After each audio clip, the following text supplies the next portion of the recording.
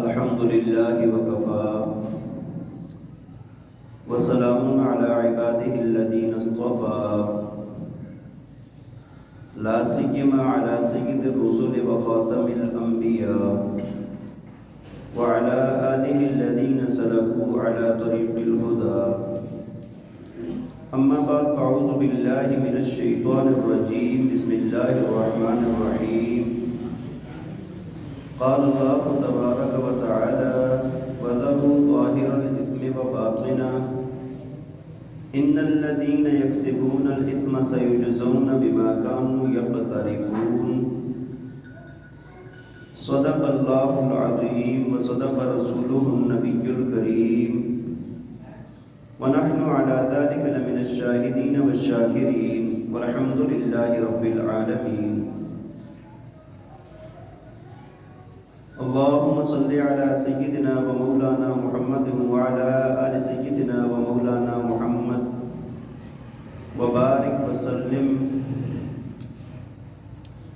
سبحان ربك رب العزة عما يصفون وسلام على المرسلين والحمد لله رب العالمين. رب زدني علما رب زدني عملا رب اشرح لي صدري ويسر لي امري واحلل عقدة من لساني يفقهوا قولي. میرے انتہائی قابل احترام قابل صد احترام و تکریم معزز و مکرم سامعین کرام، اس وقت کے اندر مسلمان جس پستی اور جس ذلت کے اندر زندگی گزار رہے ہیں وہ آپ سے چھپی ہوئی ڈکی ہوئی نہیں ہے.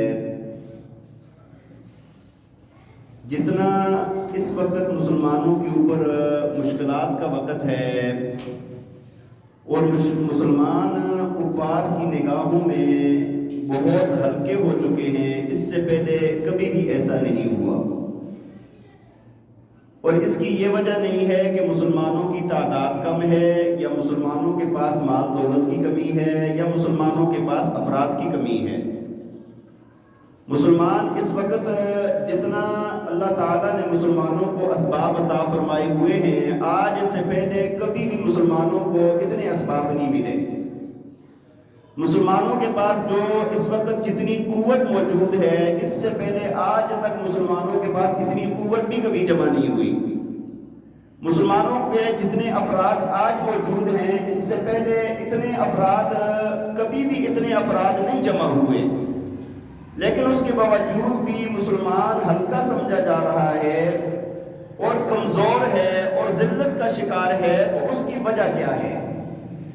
دیکھیں، ہم نبی پاک صلی اللہ علیہ وسلم کے زمانے سے بہت دور 1450 سال کا زمانہ گزر گیا ہے. آپ صلی اللہ علیہ وسلم کو دنیا سے تشریف لے گئے ہوئے اور ہم اتنے دور آ گئے ہیں، اور اس کا ساتھ ہم نے کیا کیا کہ ہم گناہوں کی دلدل کے اندر ایسا پھنس چکے ہیں، ایسی بے حیائی اور برائیوں کے سیلاب میں پھنس چکے ہیں کہ جس کی وجہ سے اللہ تعالیٰ کی رحمتیں ہم سے دور ہو گئی ہیں. اور اکثر مسلمانوں کی تعداد، اکثریت کے اندر مسلمان ایسے ہیں کہ جو اپنے گناہوں کو گناہ بھی نہیں سمجھتے.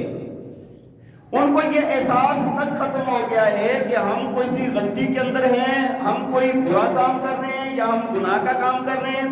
اس احساس کا ختم ہو جانا، فقدان ہو جانا اور اس بے فکری کا لاحق ہو جانا، یہ ہماری تباہی کی سب سے بڑی وجہ بنی ہے. دیکھیں نا، اچھا، اس کی ایک بنیادی وجہ اور ہے کہ ہمیں اتنی بے فکری کس طرح پیدا ہوگی. ہم رب کی نافرمانی بھی کر رہے ہیں، بے فکر بھی ہو گئے ہیں. دیکھیں، ایک ہوتا ہے نا دنیا کا نقصان اور ایک ہوتا ہے آخرت کا نقصان. دنیا کا نقصان ہو جائے تو ہمیں بالکل پتہ چلتا ہے، ہمارے سامنے ہے، روز کا مشاہدہ ہے کہ بھئی فلاں کام کیا، بندے کا یہ نقصان ہو گیا، فلاں حرکت کی یہ نقصان ہو گیا. اس کی مثالیں موجود ہیں، اس کا بندے کا روز کا مشاہدہ ہے. تو بندہ دنیا کا نقصان نہیں ہونے دیتا، یا اگر قریب جاتا ہے اس نقصان کے تو 50 بندے روکنے والے ہوتے ہیں. لیکن آخرت کا جو نقصان ہے، جو آنے والا نقصان ہے، وہ نقصان ہمیں نظر نہیں آ رہا، وہ غیب میں ہے، اس کا مشاہدہ بھی نہیں ہو رہا، تو اس وجہ سے ہمیں آج یہ فکر ختم ہو گئی ہے کہ گناہوں کی وجہ سے ہم یہ سمجھتے ہیں کہ دنیا میں نقصان نہیں ہوگا، آخرت میں نقصان ہوگا، اور آخرت جب آئی تو ہم دیکھیں گے۔ یہی تو بات ہے نا، مطلب کہتے ہیں جب آخرت آئے گی تو دیکھا جائے گا۔ میں آپ کو ایک بات کی طرف توجہ دینا چاہتا ہوں، یہ بات ذہن کے اندر رکھیں، اپنے پلو کے ساتھ باندھ لیں کہ گناہوں کا نقصان صرف آخرت میں نہیں ہوگا، گناہوں کا نقصان دنیا کے اندر بھی ہوتا ہے۔ یہ ذہن سے نکال دیں کہ اگر ہم اللہ کی کوئی نافرمانی کریں گے، گناہ کریں گے، اور اس کا نقصان ہمیں صرف آخرت میں ہوگا، یہ بات غلط ہے۔ گناہ جب بندہ کرتا ہے نا، اللہ کی نافرمانی کرتا ہے، تو اس کا نقصان آخرت میں تو ملے گا ہی ملے گا، لیکن اس کا نقصان دنیا میں بھی ملتا ہے۔ اللہ تعالیٰ نے سورہ واقعہ کے اندر ایک بہت عجیب بات فرمائی ہے۔ جنتیوں کا تذکرہ فرمایا، پھر جہنمیوں کا تذکرہ فرمایا، پھر اس کے بعد ایک بات فرمائی ہے۔ اللہ تعالیٰ فرماتے ہیں وَأَمَّا إِن كَانَ مِنَ الْمُقَرَّبِينَ فَرَوْحٌ وَرَيْحَانٌ وَجَنَّةُ نَعِيمٍ وَأَمَّا إِن كَانَ مِنْ أَصْحَابِ الْيَمِينِ فَسَلَامٌ لَكَ مِنْ أَصْحَابِ الْيَمِينِ وَأَمَّا إِن كَانَ مِنَ الْمُكَذِّبِينَ الضَّالِّينَ فَنُزُلٌ مِّنْ حَمِيمٍ وَتَصْلِيَةُ جَحِيمٍ إِنَّ هَذَا لَهُوَ حَقُّ الْيَقِينِ۔ اللہ تعالیٰ فرماتے ہیں جو لوگ میرے مقرب ہیں، مقربین میں سے ہیں، ان کے لیے جنت ہے، نعمتیں ہیں، غذائیں ہیں، وہ دائیں ہاتھ والے ہیں، ان کے اوپر سلامتی ہے۔ اور فرمایا کہ جو لوگ جہنمیوں کا تذکرہ کیا تو جو لوگ جھٹلانے والے ہیں اور گمراہ ہیں، فرمایا کہ ان کو گرم ابلتے ہوئے پانی سے ان کی اور پیپ سے ان چیزوں سے اس کی مہمانی کی جائے گی۔ یہ بات فرمانے کے بعد اللہ فرماتے ہیں کہ ان ھذا لہو حق الیقین، فرمایا کہ یہ جو کام ہونے والا ہے نا، جنتیوں کو نعمت کا ملنا اور جہنمیوں کو جہنم میں سزا کا ملنا، فرمایا کہ یہ حق الیقین کے درجے میں ہے۔ یعنی اس سے اوپر درجہ کوئی نہیں ہوتا یقین کا، جو حق الیقین ہوتا ہے نا، اس سے اوپر کوئی درجہ نہیں ہوتا۔ لیکن اب 3 درجات ہوتے ہیں یقین کے، ایک ہوتا ہے علم الیقین، ایک ہوتا ہے عین الیقین، اور ایک ہوتا ہے سب سے آخری اور بڑا درجہ حق الیقین۔ علم الیقین جیسے مثال آپ دیکھیں کہ ایک بندے نے آپ کو آ کر، بہت سارے افراد نے آپ کو بتایا کہ یار دنیا کے اندر ایک ایسی چیز آ گئی ہے، اس کے اندر جو بھی ڈالا جائے وہ جل جاتا ہے، راکھ بن جاتا ہے، اور اس کو آگ کہتے ہیں۔ ابھی آپ کے پاس آگ نہیں آئی، آپ نے دیکھی نہیں کبھی زندگی میں، لیکن 50 بندے آ کر یہ کہہ رہے ہیں تو آپ کو یقین ہو گیا، علمی طور پر یقین ہو گیا آپ کو، ہاں یار ایسی چیز ہے کہ جو جلا دیتی ہے۔ کچھ عرصہ گزرا، آپ کے محلے کے اندر آگ آ گئی، اور آپ دیکھ رہے ہیں کہ اس کے اندر جو بھی ڈالا جا رہا ہے وہ جل رہا ہے، وہ خاک ہو رہا ہے۔ تو اب یہ جو درجہ ہے نا دوسرا دیکھنے کے بعد، یہ عین الیقین، پہلا علم الیقین تھا، لوگوں نے بتایا، اب عین الیقین۔ اور خدا نخواستہ کبھی آپ نے آگ جلائی ہوئی تھی اور اس کے اندر آپ کا اپنا ہاتھ چلا جائے اور جل جائے اور آپ کی چیخیں نکل جائیں، تو یہ جو درجہ آپ کو حاصل ہوا ہے نا، اس کو کہتے ہیں حق الیقین۔ پہلے جو یقین تھے نا، ان میں اضافہ ہوا ہے کہ نہیں ہوا؟ بھائی سننے والی بات کا اور بات تھی، جب دیکھا تو اور بات تھی، جب اپنا تجربہ ہو گیا، پریکٹیکل ہو گیا، تو اب بات کچھ اور بن گئی ہے۔ تو اللہ تعالیٰ فرماتے ہیں کہ نیکیاں کرنے پر جنت کا ملنا اور جنت کی نعمتوں کا ملنا، اور برائیاں کرنے پر، گناہ کرنے پر جہنم کا ملنا، جہنم کی سزاؤں کا ملنا، یہ حق الیقین کا درجہ رکھتا ہے۔ یہ حق الیقین کا درجہ ہے، یہ پتھر پر لکیر ہے، یہ لوہے پر لکیر ہے، یہ بات یاد رکھیں کہ یہ مل کر رہے گا۔ تو جو ہماری یہ بات ہوتی ہے کہ یار یہ جو گناہوں کی سزا تو آخرت میں ملے گی، یہاں پر تو ہم مزے کریں، ایسی بات نہیں ہے۔ اب دیکھیں نا، اللہ تعالیٰ نے قرآن پاک میں فرمایا کذالک العذاب ولعذاب الآخرۃ اکبر، فرمایا ایک تو یہ عذاب ہے نا یہاں پر دنیا میں، لیکن آخرت کا عذاب بہت بڑا ہے، آخرت کا عذاب ہے۔ اور اللہ تعالیٰ نے فرمایا کہ وما بغیکم علی انفسکم، فرمایا تمہارے گناہوں کا وبال تمہاری اپنی ذات پر آتا ہے، لوٹ کر جو کرو گے ویسا بھرو گے تم۔ تو یہ بات ذہن سے نکال دیں کہ ہم گناہ کریں گے، برائی کریں گے، اللہ کی نافرمانی کریں گے تو سزا آخرت میں ملے گی، دنیا میں بھی ملتی ہے۔ اور ایک جگہ پر فرمایا نا وَلَا يَحِيقُ الْمَكْرُ السَّيِّئُ إِلَّا بِأَهْلِهِ، فرمایا کہ جو انسان برائی کرتا ہے نا اس کی برائی اس کے اہل و عیال پر لوٹ کر آتی ہے۔ آج ہمارا جوان یہ سمجھتا ہے کہ میں کسی کی بہن بیٹی کو بری نظر سے دیکھوں گا، میری بچ جائے گی، یہ بھول جائے وہ۔ بات سمجھ آ رہی ہے کہ میں کسی کے ساتھ دھوکہ کروں گا، فراڈ کروں گا، جھوٹ بولوں گا اور میرے ساتھ یہ کام نہیں ہوگا، یہ بھول جائے وہ۔ جو بندہ جیسا کرتا ہے اس کے اوپر لوٹ کر آتی ہے بات۔ کتابوں کے اندر ایک واقعہ لکھا ہے کہ ایک سنار تھا، اس کی بیوی بڑی نیک سیرت اور بڑی خوبصورت بھی تھی۔ ایک دن وہ جب کام سے واپس آیا تو آ کر دیکھا بیوی زاروں قطار رو رہی ہے۔ اس نے کہا کہ کیا ہوئے، آپ اتنی پریشان کیوں ہیں؟ ہاں جی، بہرحال جب پوچھا تو اس نے کہا کہ یہ جو چھوٹا سا بچہ ہم نے پال کے جوان کیا ہے نا، ہمارے گھر میں ملازم ہے، 10 سال ہم نے اس کو پالا ہے، آج جب اس کو میں نے کسی سودے صرف کے لیے بھیجا، واپس آیا تو اس نے غلط نیت سے میرا ہاتھ پکڑا ہے، تو مجھے اس کے اوپر افسوس ہو رہا ہے کہ جس کو ہم نے اپنے بیٹوں کی طرح پالا ہے اس کی نیت کے اندر غلطی ہے۔ تو وہ سنار جو تھا نا وہ رونے لگا بہت زیادہ۔ بیوی کہنے لگی کہ آپ کچھ کرنے کے بجائے آپ رو رہے ہیں۔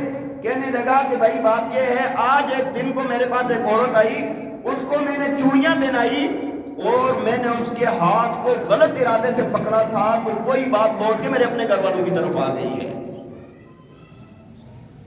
اس وجہ سے بھائی یہ یاد رکھیں کہ غلط کریں گے تو اس کا نتیجہ کیا ہوگا؟ غلط ہوگا۔ آپ دیکھیں نا لوگ آج کل بڑے مطلب ایڈوانس ہو گئے ہیں، کہتے ہیں یار کچھ نہیں ہوتا۔ کیسے کچھ نہیں ہوتا؟ بہت کچھ ہوتا ہے۔ آپ نے کبھی سوچا ہے، قرآن کا کبھی مطالعہ کیا ہے، کبھی آپ نے قرآن پڑھا ہے، کبھی تاریخ عالم آپ نے پڑھی ہے؟ قوم ثمود کو اللہ نے کیوں غرق کر دیا، کیوں تباہ کر دیا اللہ نے؟ قوم عاد جو اتنی طاقتور تھی وہ آج دنیا کے اندر کیوں موجود نہیں ہے؟ ان کے محلات آج کیوں کھٹرات بن چکے ہیں؟ فرعون اور فرعون کے اتنے بڑے لشکر اور اتنی بڑی طاقت کو اللہ نے کیوں دریا کے اندر غرق کر دیا ہے؟ آج اس کی نشانیاں موجود ہیں، احرام مصر آپ دیکھیں حیران ہو جائیں گے، لیکن وہ لوگ موجود ہیں۔ قوم لوط کو اللہ نے کیوں زمین سے اٹھایا، آسمان تک لے گیا، پوری بستی سدوم کی پوری بستی کو جو بہت ہری بری تھی آج بحر میت کیوں بنی ہوئی ہے؟ وہ کیوں اس کو پٹھا گیا ہے زمین پر؟ ہاں، قوم شعیب کو اللہ تعالیٰ نے کیوں ہلاک کر دیا، کیوں تباہ و برباد کر دیا؟ اتنے قوم نوح، اس کو اللہ نے پانی کے اندر کیوں غرق کر دیا ہے ساری کی ساری قوم کو؟ آج کیوں نہیں موجود ہیں بھائی یہ لوگ؟ کیوں نہیں موجود آج دنیا میں؟ آج ان کی بستیاں کیوں نہیں آباد؟ آج ان کے خاندان کیوں نہیں آباد؟ آج وہ لوگ کیوں نیست و نابود ہو گئے ہیں؟ آج ان کے محلے، ان کی بستیاں، ان کے شہر آج کیوں کھنڈرات بن چکے ہیں؟ کبھی سوچا ہے آپ نے کیوں بنی اسرائیل والوں کو بندر اور خنزیر بنا دیا گیا؟ آپ سوچیں گے، دیکھیں گے، قرآن کا مطالعہ کریں گے، تاریخ عالم کو اٹھا کر دیکھیں گے، ایک ہی بات کی نظر آئے گی کہ رب تعالیٰ کی نافرمانی کرتے تھے۔ کیا کرتے تھے؟ اگر گناہ کی سزا آخرت میں ہی ملنی ہے، دنیا میں نہیں ملنی، تو یہ لوگ آج دنیا میں کیوں نہیں راج کر رہے؟ یہ لوگ آج دنیا میں کیوں نہیں موجود ہیں؟ کبھی سوچیں، غور کریں۔ اللہ تعالیٰ نے سب کو ختم کرنے کے بعد نہ تباہ و برباد، نیست و نابود کرنے کے بعد اللہ نے کیا فرمایا پتہ ہے؟ وَمَا ظَلَمْنَاهُمْ وَلَٰكِنْ كَانُوا أَنفُسَهُمْ يَظْلِمُونَ۔ فرمایا ہم نے ان پر ظلم نہیں کیا، انہوں نے خود پر خود ظلم کیا ہے۔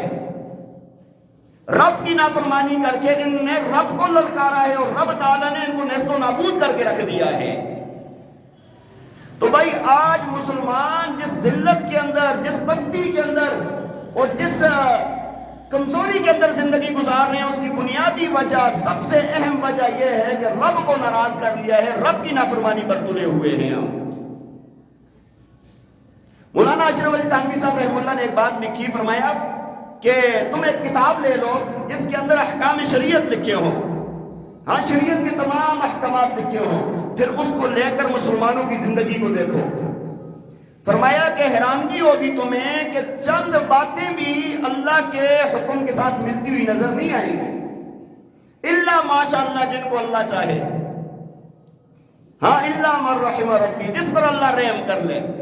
اکثریت کے اندر کثرت کے ساتھ یہ بات ہے کہ رب کی نافرمانی کی جا رہی ہے اور نافرمانی کو نافرمانی تو اللہ تعالیٰ کی جب نافرمانی ہوتی ہے اللہ تعالیٰ دنیا کے اندر اس قوم کو عبرت کا نشان بنا کے رکھ دیتے ہیں۔ امام قرطبی نے ایک واقعہ لکھا کہ جب قبرص فتح ہوا ہے نا قبرص، تو حضرت جبیر رضی اللہ تعالیٰ عنہ فرماتے ہیں میں نے دیکھا کہ حضرت ابو درداء رضی اللہ تعالیٰ عنہ ایک جگہ پر بیٹھے زاروں قطار رو رہے ہیں۔ کہتے ہیں میں پاس گیا، میں نے کہا حضرت یہ رونے کا مقام تو نہیں ہے، یہ خوشی کا مقام ہے، آج مسلمانوں کو فتح نصیب ہوئی ہے۔ وہ فرمانے لگے جبیر تم نے دیکھا نہیں ہے کہ جو قوم اللہ کے احکامات کو ٹھکرا دیتی ہے اللہ اس کو کیسے ذلیل و خوار کر دیتا ہے۔ یہاں پر ان کی حکومت ہوا کرتی تھی، آج یہ ذلت کے ساتھ یہاں پر بالکل ہمارے غلام بن گئے ہیں۔ تو مجھے تو اس بات پر رونا آ رہا ہے کہ جو اللہ کے احکامات کو ٹھکراتا ہے اللہ پھر اس کے ساتھ کیا کرتا ہے۔ تو بات یہ عرض کر رہا ہوں کہ جو بندہ بھی رب تعالیٰ کی نافرمانی کرتا ہے دنیا اس کے لیے عبرت بن جاتی ہے۔ ہر وقت اللہ تعالیٰ کے احکامات کو دیکھنا، ہر وقت اللہ تعالیٰ کی رضا کو دیکھنا، ہر وقت اللہ کی خوشنودی کو دیکھنا، یہ ہمارے اوپر فرض ہے، ہمارے اوپر لازم ہے۔ اچھا ایک روایت ہے، کہتے ہیں نا کہ ابھی ہم لوگوں کا ایک مقولہ ہے نا ہمارے ہندکو والوں کا، کہتے ہیں کہ یہ جہان میٹھا اگلا کس ڈٹھا۔ یہ پنجابی والے بھی کہتے ہیں کہ یہ جہان میٹھا ہے تو آگے والا دیکھا کس نے، بس اس کو دیکھا جائے گا۔ بھائی یہ جہان بھی میٹھا نہیں رہے گا، ویسے یہ کفریہ کلمہ ہے لیکن یہ جہان بھی میٹھا، یہ بھی تباہ و برباد ہو جائے گا۔ حضرت مسیح اللہ خان صاحب رحمہ اللہ تعالی علیہ بہت بڑی بزرگ شخصیت گزرے ہیں، پیر ذوالفقار صاحب نے ان کا واقعہ لکھا ہے، فرمایا کہ وہ فرماتے تھے کہ تم اللہ کی نافرمانی کر کے دیکھو، اللہ نے اگر تمہاری دنیا کی زندگی کو جہنم نہ بنا دیا نا تو مجھے کہنا، جہنم بن جاتی ہے دنیا کی زندگی، اور ہر وقت دل کے اندر پریشانی، غم، نیند کا نہ آنا، بے چینی ہونا۔ یہاں تک ایسے لوگ میں نے دیکھے ہیں جو لکھ پتی کروڑ پتی لوگ ہیں لیکن اللہ سے موت مانگ رہے ہو تو یا اللہ موت آ جائے، یا اللہ سکون نہیں ہے۔ تو جب بندہ نافرمانی کرتا ہے تو گھر کے اندر بھی سکون نہیں ہوگا، باہر بھی سکون نہیں ہوگا، ہر جگہ پر اس کو بے چینی اور بے اطمینانی ہوگی۔ اللہ نے قرآن میں فرمایا نا ما اصابکم من مصیبت فبما کسبت ایدیکم ویعفو عن کثیر، فرمایا کہ تمہارے اوپر کوئی بھی تکلیف آتی ہے، فرمایا وہ تکلیف اس وجہ سے آتی ہے کہ تمہارے اپنے ہاتھوں کی کمائی ہوتی ہے، اور اللہ کا کرم دیکھیں، فرمایا وَيَعْفُو عَنْ كَثِيرٍ، اکثر کثرت کے ساتھ ہم معافی کر دیتے ہیں، ہم کثرت کے ساتھ معافی کرتے رہتے ہیں، لیکن جو بھی ہمارے اوپر مصیبت آ رہی ہے نا اس کے پیچھے وجہ ہمارا اپنا ہاتھوں کی کمائی ہے، ہمارے اپنے گناہ ہوتے ہیں۔ تو اپنی زندگی کو دیکھے انسان، اپنے آپ پر غور کرے کہ یار میرا اتنا بڑا نقصان ہو رہا ہے، تو میں بات یہ عرض کر رہا ہوں کہ یہ نقصان صرف آخرت میں نہیں ہوگا، دنیا بھی تباہ ہو رہی ہے۔ عدل و انصاف فقط حشر پہ موقوف نہیں، یہ دنیا خود بھی گناہوں کی سزا دیتی ہے، یہاں بھی مل کر رہے گی بھائی۔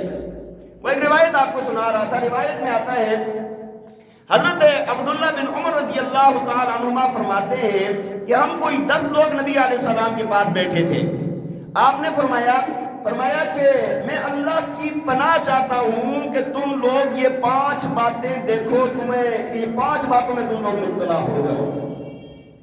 فرمایا کون سی؟ ایک بات فرمایا کہ جب کوئی قوم سرعام بے حیائی فحاشی کے کام کرتی ہے، فرمایا اللہ تعالیٰ ان پر طاعون کا مرض بھیج دیتے ہیں، اور ایسی بیماریاں آ جاتی ہیں جو ان کے باپ دادا نے ان سے پہلے لوگوں نے دیکھی بھی نہیں تھی۔ اور دوسرا فرمایا جو قوم ناپ تول میں کمی کرتی ہے، فرمایا کہ اللہ تعالیٰ اس پر قحط لے آتے ہیں اور اس پر ظالم حکمران آ جاتے ہیں۔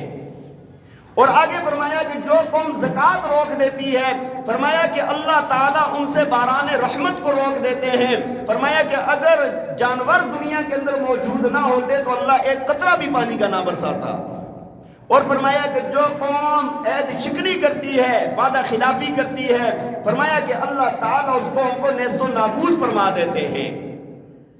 اب مجھے آپ بتائیں یہ جو باتیں فرمائی گئی ہیں کیا ان کا نقصان آخرت میں ہو رہا ہے یا دنیا میں ہو رہا ہے؟ آخرت میں ہوگا یا دنیا میں ہو رہا ہے؟ آخرت میں تو ہوگا ہی ہوگا، لیکن آج آپ دیکھیں نا، پہلی بات کیا فرمائی؟ جو قوم سریعام بے حیائی کرتی ہے، فحاشی پھیلاتی ہے، ان کے اوپر طاعون جیسے مرض اور ایسے ایسے مرض آتے ہیں کہ جو ان سے پہلے کبھی کسی نے، آج آپ نے دیکھا اپنے مسلمانوں کی حالت کو، آج ہماری بہن بیٹیاں ہمارے گھر کے اندر جو رہنے والی تھی آج ٹک ٹاک کی زینت بن گئی ہیں، وہ آج فحاشی بے حیائی پھیلائی جا رہی ہے، آج برائی کو برائی نہیں سمجھا جا رہا، بھائی بھی دیکھ رہا ہے، باپ بھی دیکھ رہا ہے، پوری رشتہ داری دیکھ رہی ہے، لیکن روک کوئی نہیں رہا، تو مرضیں نہیں آئیں گی پھر؟ آپ کے باپ دادا پردادا نے کبھی ایڈز کا سنا تھا؟ ہاں، کبھی آپ نے سنا تھا کہ یہ اتنی بڑی بڑی کینسر ہو گئی؟ کبھی آپ نے سنا تھا کورونا ہو گیا؟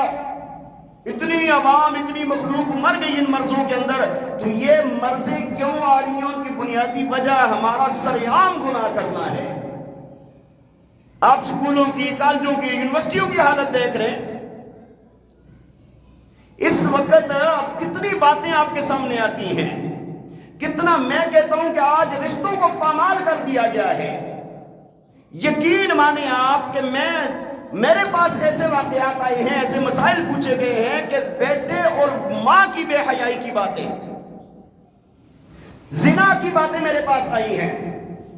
ساس جیسے رشتے کو کوئی نہیں پہچانتا، بابی جیسے رشتے کو کوئی نہیں پہچانتا، ہاں، سالی جیسے رشتے کو کوئی نہیں پہچانتا، پھپھو اور خالہ جیسے رشتے کو کوئی نہیں پہچانتا۔ وہ باپ بیٹی کے واقعات میرے پاس موجود ہیں، نہیں تو وہ تو اکا دکا ہمارے پاس آتے ہیں، نیٹ کے اوپر تو اس وقت سینکڑوں کی تعداد میں سے واقعات موجود ہیں۔ اس کی وجہ یہی بے حیائی جب سر عام ہوگی تو اللہ کی طرف سے یہ عذاب آئے گا۔ ہر گھر کے اندر، ہر گل کے اندر بے حیائی بن گئی ہے۔ پہلے سینمے ہوتے تھے، دور دراز جانا پڑتا تھا، اب ہاتھ کے اندر سینما آ گیا ہے، اب ہاتھ کے اندر بے حیائی کا اڈا آ گیا ہے۔ انٹرنیٹ نے ساری کمی پوری کر دی، پھر رہی صحیح یہ ٹک ٹاک اور مختلف جو یہ چیزیں انہوں نے کمی پوری کر دی ہے۔ بعد میں والدین روتے ہیں کہ یار یہ ہو گیا، یہ ہو گیا، یہ ہو گیا۔ حال کو تو دیکھیں اپنے نا، آپ نے کیا کیا کیا ہے۔ تو انسان کے اوپر جتنے بھی وبال آتے ہیں اس کے اپنے ہاتھوں کی کمائی کی وجہ سے آتے ہیں۔ اپنے آپ کو، یہ ہمارے لیے ایک زہر ہے، زہر قاتل ہے۔ اپنے آپ کو، اپنی اولادوں کو، اپنے خاندان کو بچائیں اس بات سے، نہیں تو دنیا کے اندر سزائیں آتی ہیں پھر۔ اور دوسری بات کیا فرمائی گئی کہ جو قوم ناپ تول میں کمی بیشی کرتی ہے اس کے اوپر کیا ہوتا ہے؟ قحط آتا ہے اور ظالم حکمران ان کے اوپر مقرر ہو جاتے ہیں۔ آج آپ کو سمجھ نہیں آ رہی، آج کوئی کہتا ہے میں عمران خان کا فین ہوں، کوئی کہتا ہے میں نواز شریف کا ہوں، کوئی کہتا ہے میں زرداری کا ہوں، کوئی کس کا، کوئی کس کا، لیکن سب نے مل کے ہمارا ہی کچھ اوپر نکالنا ہے۔ وہ بات سمجھ آ رہی ہے کہ نہیں؟ وہ کروڑوں اربوں کی گاڑیوں کے اندر گھوم رہے ہیں، بڑے بڑی جگہوں پر رہائشیں رکھی ہوئی ہیں، ان کے بچے بڑے VIP رہ رہے ہیں، مسلمانوں سے ٹیکس وصول کیا جا رہا ہے، لیکن اس گناہ کی اصل حقدار ہم خود ہیں، اس سزا کے اصل حقدار ہم نے خود کو خود بنایا ہے۔ یقین نہیں آتا، باہر جائیں کسی دکان پہ، ہر بندہ ناپ تول کے اندر کمی کر رہا ہے۔ ایک ریڑی والا ہے وہ اس کے اندر کمی بیشی کر رہا ہے، ایک دکاندار ہے وہ اس کے اندر کر رہا ہے۔ 1 کلو ٹماٹر خرید کے لے آئیں، اگر آپ کو پورے 1 کلو صحیح مل جائے نا تو پھر آپ مجھے کہنا۔ ہر جگہ پر دھوکہ، فراڈ، ہاں، بے ایمانی، 2 نمبر چیزیں۔ جب ہم لوگ ایسے کام کریں گے تو اللہ کی طرف سے ظالم حکمران ہمارے اوپر مقرر ہوں گے اور ہم خوشی خوشی ان کو لے کر آئیں گے۔ وہ ہمارے اوپر ظلم کریں گے، ہم کو چپ کر کے سر نیچے کر کے سہیں گے۔ تو ہمارے جو حالات خراب ہے نا، ہمیں جو اچھی حکومتیں نہیں مل رہی، اس کے اندر ہمارا بنیادی اپنا کردار ہے۔ یار سوچیں آپ، وہ ایک واقعہ میں نے پڑھا کہ ایک بندہ تھا نا، پہلے آپ کو پتہ ہے کھوٹے سکے بھی چلتے تھے، کھوٹے سکے ہوتے تھے، لوگ دھوکہ دے کے دے جاتے تھے۔ تو ایک دکاندار تھا بابا جی، وہ کیا کرتا تھا کہ وہ کھوٹے سکے بھی لے لیتا تھا۔ لوگ یہ سمجھتے تھے یہ پاگل ہے، لوگ کیا سمجھتے تھے یہ کیا ہے؟ اچھا یہ مشہور ہو گیا اس کا کہ یار کدھر بھی نہ ہونا تو اس کو جا کر کھوٹے سکے دو نا تو چل جاتے ہیں اس کے پاس، وہ دے دیتے تھے، لے لیتا تھا۔ ایک مرتبہ بابا جی نماز پڑھ رہے تھے، اس کا بیٹا دکان پر موجود تھا، لوگ اسی حساب سے آئے، آ کر کھوٹے سکے دیے، کہا یہ تو میں نہیں لوں گا۔ وہ ابا جی کو تم جو ہے نا پاگل بناتے ہو، میں پاگل نہیں ہوں، وہ روز رات کو جا کے دریا کے اندر پھینک کے آ جاتے ہیں. تو ان کی اس بحث مباحثے کے اندر نا بابا جی آ گئے, آ کر کہنے لگے کہ بیٹا کیا ہو گیا ہے؟ کہا یہ کھوٹے سکے آپ کو لگا جاتے ہیں, آج پکڑ لیا ہے میں نے ان کو. انہوں نے کہا بیٹا آپ مجھے اتنا نادان سمجھتے ہیں کہ مجھے پتہ نہیں چلتا کھوٹا سکہ کون سا ہے صحیح کون سا ہے؟ مجھے بھی پتہ ہے یہ کھوٹا ہے. تو کہا کیوں لیتے ہیں؟ کہا میں اس وجہ سے لیتا ہوں کہ ہمارے دوسرے مسلمان بھائی ان کھوٹے سکوں سے بچ جائیں, کسی کو تو انہوں نے دینی ہے نا. بات سمجھ آ رہی ہے کہ نہیں؟ تو بات یہ ہے کہ جب ہمارے اندر ایمانداری ہوگی, ہمارے اندر بات اچھی ہوگی, تو اللہ تعالیٰ ہمارے اوپر رحم فرمائیں گے. تو ظالم حکمران ہمیں ملے ہوئے ہیں جو لوٹ رہے ہیں چاروں طرف سے ہمیں. چند سالوں کے اندر ملک کے حالات کہاں سے کہاں پر چلے گئے ہیں. اتنا ظلم, اتنی مہنگائی, اتنی مشکلات, میرا خیال نہیں ہوتا کہ آج سے پہلے یہ جو حضرات بیٹھے ہیں آپ نے اپنی زندگی میں دیکھی ہو. ہم نے تو کم از کم نہیں دیکھی. لیکن بنیادی کیا وجہ ہے؟ ہم نے ایک عمل ٹھیک کرنا ہے, یہ سب کچھ ٹھیک ہو جانا ہے. ہم نے ناپ تول کے اندر کمی بیشی نہیں کرنی. جو چیز کا معیار ہے دکاندار نے وہی بتا کر دینا ہے, یہ اس چیز معیار کی چیز ہے. اللہ تعالیٰ کاروبار میں بھی برکت عطا فرمائیں گے. اور ایک بات اور فرمایا کہ جو قوم زکوٰۃ کو روک لیتی ہے اس کو کیا سزا ملتی ہے؟ اللہ تعالیٰ باران رحمت ان سے روک دیتے ہیں. اگر جانور پرندے درندے یہ نہ ہوتے تو اللہ تعالیٰ فرماتے ہیں کہ ایک قطرہ پانی کا تمہارے اوپر نہ برساتا. آج کتنی دنیا ایسی ہے کہ جو زکوٰۃ ادا کر رہی ہے کوئی ایسا جو زکوٰۃ ادا کرنے والا ہو؟ زکوٰۃ کا ایک مذاق بنایا ہوا ہے, ہیلے بہانے ٹال مٹول جان بچانا. جو بندہ زکوٰۃ ادا کرتا ہے اللہ اس کے مال کو محفوظ فرما دیتا ہے, اس کے مال میں برکت آتی ہے. یمحق اللہ الربا ویربی الصدقات, اللہ تعالیٰ سود کو مٹا دیتا ہے, صدقات کو تو اللہ پال کے بڑھاتا ہے. لیکن ہم لوگوں نے اس طرف دھیان نہیں ہے. تو یہ جو ہمارے اوپر مالی مشکلات ہیں اس کی ایک بنیادی وجہ پادشاہیوں کا ہونا, فصلوں کا اچھا نہ ہونا, ملک کے اندر پیداوار کا اچھا نہ ہونا, کمی پڑ جانا, پادشاہی کا آ جانا, زکوٰۃ نہ ادا کرنے کا یہ وبال ہے. زکوٰۃ ادا کریں, اللہ تعالیٰ آپ کے مالوں میں برکت عطا فرمائیں گے. ہاں اس کا بتائیں, سکھائیں, ایک دوسرے کے ساتھ بات شیئر کریں, اپنے مسلمان بھائیوں کو دعوت دیں یار زکوٰۃ ادا کرنے کے کیا فوائد ہیں. غریبوں تک, مستحق لوگوں تک زکوٰۃ پہنچائی جائے. آج جو مالدار ہیں وہ مالدار سے مالدار تر ہوئے جا رہے ہیں اور ان نے اپنے خزانوں پر بیٹھے ہیں, سانپ بن کے بیٹھے ہوئے ہیں, اور محلے کے اندر حالت یہ ہے کہ وقت کی روٹی بھی نصیب نہیں ہے. یقین مانیں آپ, یہ ممبر رسول پر میں بیٹھا ہوں, میں اس محلے کے اندر ایسے لوگوں کو جانتا ہوں کہ جن کو وقت پر اچھے طریقے سے روٹی نہیں ملتی یار, جن کے بچے کئی مرتبہ بھوکے سو جاتے ہیں. پتہ ہے آپ حضرات کو کتنے وہ لوگ, کبھی پتہ کیا میرے ہمسائے کی کیا حالت چل رہی ہے, میرے پڑوسی کی کیا حالت چل رہی ہے؟ تو جب ان کی بد دعائیں نکلیں گی, اللہ ان کو, یہ تو اللہ کی مخلوق ہے نا, اللہ دیکھے گا یہ میرے بندوں کے حق نہیں ادا کر رہے, اللہ تعالیٰ کی طرف سے ان کے اوپر مصیبت آ جاتی ہے پھر. اور ایک بات اس حدیث کے اندر اور فرمایا کہ جو قوم عہد شکنی کرتی ہے پھر اللہ تعالیٰ اس کے اوپر دشمن کو مسلط فرما دیتے ہیں. وعدہ خلافی ہمارے اندر عام ہے, کل ملوں گا, دل کے اندر پکا پتہ ہوتا ہے کہ کل نہیں ملنا. میں آپ کا یہ کام کرتا ہوں, پکا ارادہ ہوتا ہے نہیں کرنا. وعدہ کر جاتے ہیں پھر وعدہ خلافی, جھوٹ بولنا, وعدہ خلافی کرنا. وعدہ کرنا ایسا عمل ہے کہ ان العہد کان مسئولا, فرمایا کہ وعدے کے متعلق اللہ تعالیٰ قیامت والے دن سوال کریں گے. اللہ تعالیٰ نے قرآن میں فرمایا یا ایھا الذین آمنوا اوفوا بالعقود, اے مسلمانوں اپنے وعدوں کو پورا کرو. اللہ تعالیٰ ہمیں وعدوں کے پورا کرنے کا حکم دیتے ہیں اور ہم کیا کر رہے ہیں؟ وعدہ خلافیاں کرے جا رہے ہیں. تو یہ گناہوں کی سزا ملتی ہے دنیا کے اندر.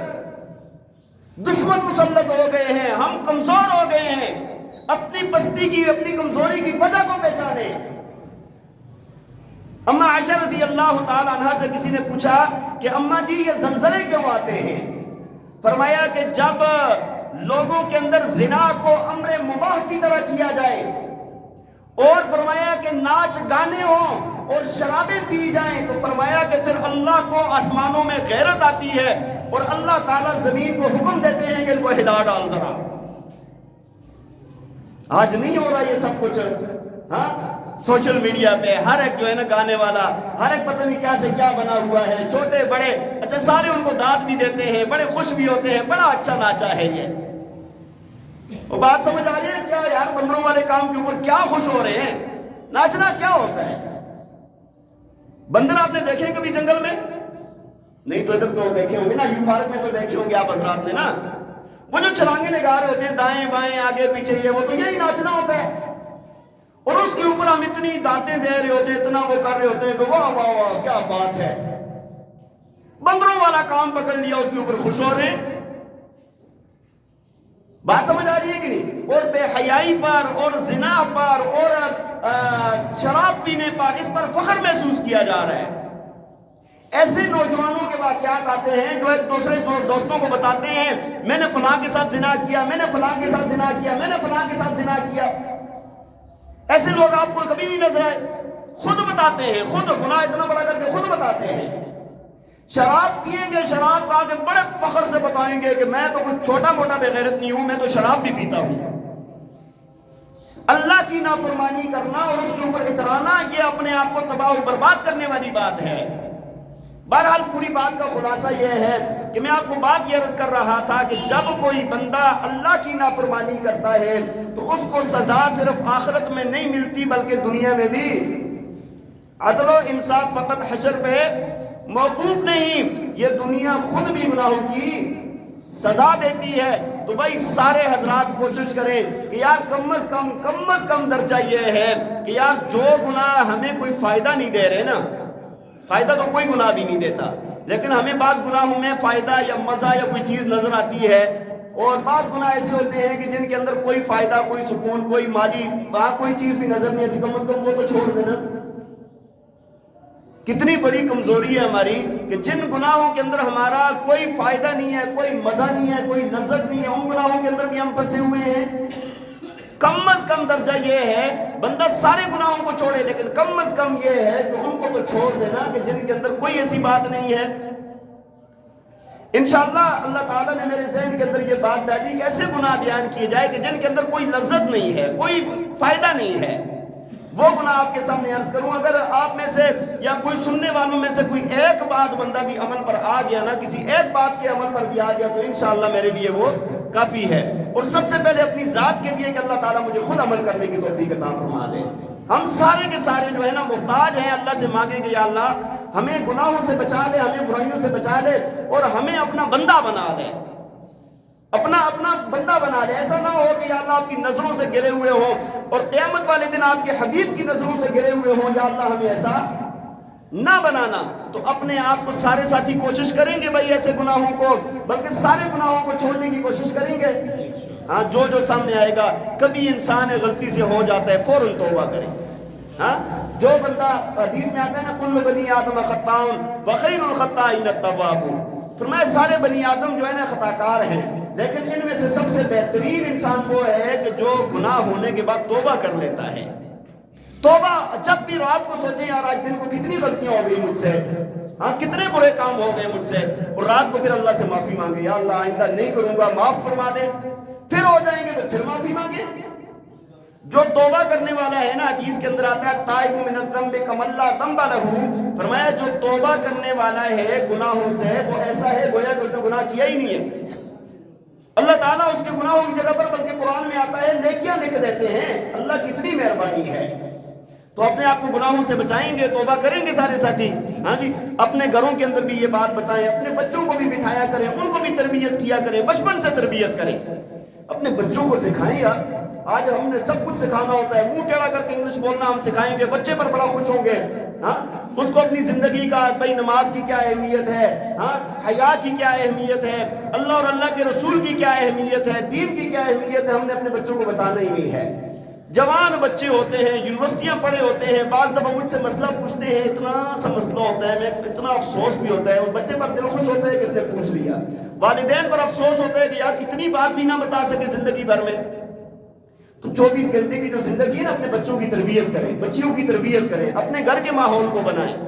ہمارے جو دیندار بن جاتے ہیں وہ ڈنڈا لے کے کھڑے ہو جاتے ہیں گھر میں جا کر، آج اگر دیندار میں جا ایسی کی تیسی پھیر دیں گے بس ابھی سے ہی ایسا ہو، اور نہیں تو ایسی بے حیائی میں کہ بالکل انگریز بھی شرما جائیں۔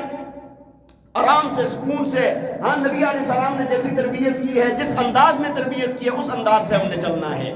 اگر ہم اس انداز سے چلیں گے تو ہمارے گھر بھی اچھے ہو جائیں گے، سکون بھی آ جائے گا، بچے اور ہمارے گھر والے بھی سدھر جائیں گے۔